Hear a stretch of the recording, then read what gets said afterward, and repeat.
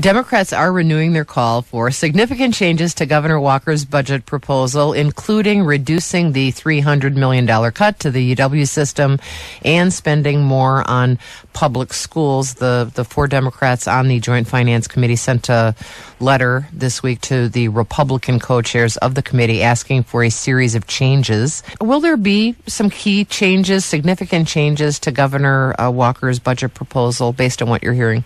Yes, I think there will be significant changes. I mean, in many ways, though, the die is cast in the state budget. And what I think people miss is the governor is not out there saying, don't change my budget. I mean, it seems that he is very open to ideas from his colleagues about how to change the budget, and in fact has a history of sending out the budget as sort of a placeholder or a marker, but being very respectful of the legislative branch's ability and right to change the budget. And so I think there will be changes, and I think the governor will be fine with them. Ed?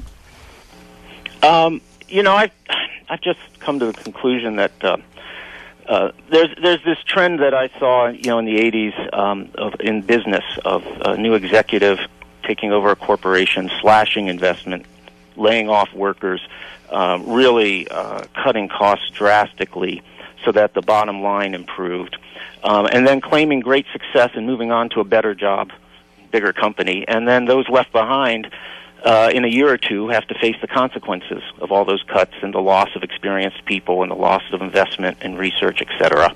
And I really think that model of bad corporate stewardship has now become the model in our politics of legislators or politicians who take office and they slash spending and cut investment and claim great success and then move on to a higher elected office and leave behind the rest of us now with a government that can't do its job.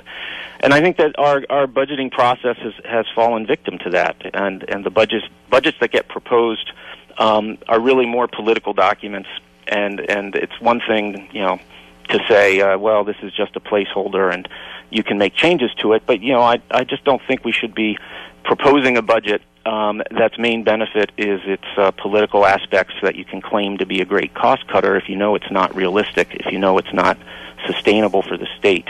And so, I think this is a terrible cycle. And again, it's politicians trying not to be accountable because they know they're not going to still be in office when the effects of their budgets are being felt. They're going to be off to something else. Ed Fallone is an associate professor of law at Marquette University.